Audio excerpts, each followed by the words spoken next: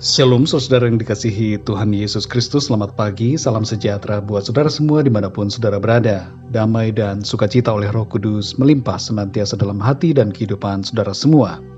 Sebelum kita mendengarkan renungan firman Tuhan, mari sama-sama kita berdoa. Bapa kami yang di sorga, Bapa di dalam nama Tuhan Yesus Kristus, kami mengucap syukur untuk kemurahan Tuhan, berkat dan perlindungan Tuhan di sepanjang malam hingga pagi hari ini. Kembali kami ada saat ini, semuanya karena kemurahan dan kasih Tuhan. Tuhan punya maksud buat kami, untuk kami hidup memuliakan Tuhan. Saat ini kami mau mendengarkan kebenaran firman-Mu. Jamahlah hati kami Tuhan, untuk kami dapat memahami akan kehendak-Mu. Terima kasih ya Tuhan. Dalam nama Tuhan Yesus kami berdoa. Haleluya, amin.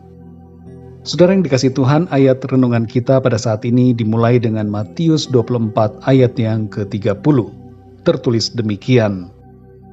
Pada waktu itu akan tampak tanda anak manusia di langit, dan semua bangsa di bumi akan meratap, dan mereka akan melihat anak manusia itu datang di atas awan-awan di langit, dengan segala kekuasaan dan kemuliaannya.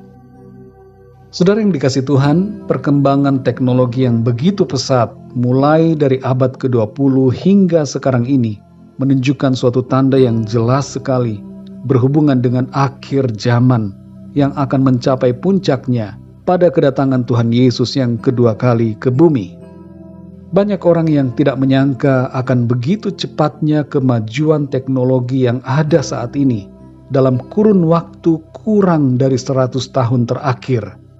Mungkin ada di antara kita yang tidak menyadari apa yang ada di balik perkembangan teknologi ini. Perlu kita pahami saudara bahwa Tuhan memberikan hikmat dan kepandaian kepada semua orang yang memampukan untuk membuat pencapaian-pencapaian yang luar biasa dalam ilmu dan teknologi. Dan itu semua merupakan bagian dari proses kedatangan Tuhan di akhir zaman.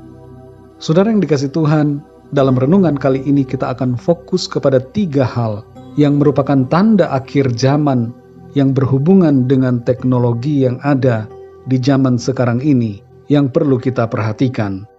Yang pertama adalah menuju kepada satu sistem ekonomi dunia. Kemajuan teknologi sekarang ini memungkinkan kita untuk membeli tanpa uang tunai. Dunia sedang menuju kepada cashless society. Semua orang harus mempunyai account untuk membeli sesuatu. Transaksi keuangan secara online menuntut kita memiliki account virtual, dan transaksi ini bisa terjadi antar negara dan antar benua hanya dalam satu klik saja. Hal ini menunjukkan bahwa kita semua sedang menuju kepada penggenapan kitab Wahyu tentang sistem ekonomi antikris di akhir zaman. Dalam Wahyu 13 ayat 17 tertulis, dan tidak seorang pun yang dapat membeli atau menjual selain daripada mereka yang memakai tanda itu, yaitu nama binatang itu atau bilangan namanya. Yang kedua saudara, seluruh dunia akan mendengarkan kabar Injil. Dulu perkembangan transportasi laut dan udara dianggap sebagai sarana yang memudahkan pekabaran Injil. Tapi sekarang apa yang terjadi ternyata jauh melebihi transportasi. Teknologi informasi memungkinkan Injil sampai kepada semua orang dalam genggaman tangan. Tidak ada lagi batas-batas yang menghalangi. Tuhan membuat semua orang dapat mendengarkan Injil keselamatan. Dalam Matius 24 ayat 14 Tuhan Yesus berkata, "Dan Injil kerajaan ini akan diberitakan di seluruh dunia, menjadi kesaksian bagi semua bangsa, sesudah itu barulah tiba kesudahannya."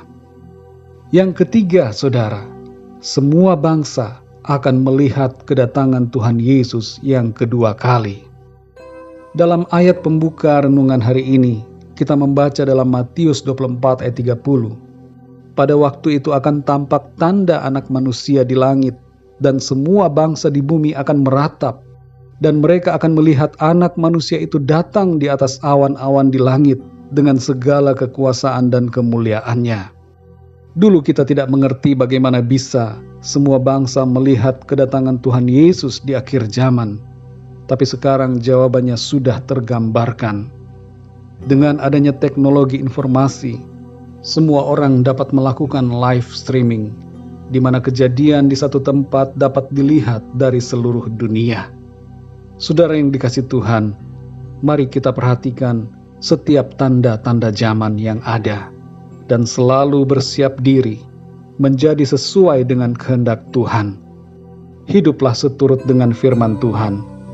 Kalau saudara masih hidup dalam dosa, mari bertobat dan hidup setia mengasihi Tuhan. Langit dan bumi ini akan berlalu, tapi firman Tuhan tidak akan berlalu. Percayalah kepadanya saudara, supaya saudara mengalami kehidupan yang kekal. Mari kita berdoa saudara.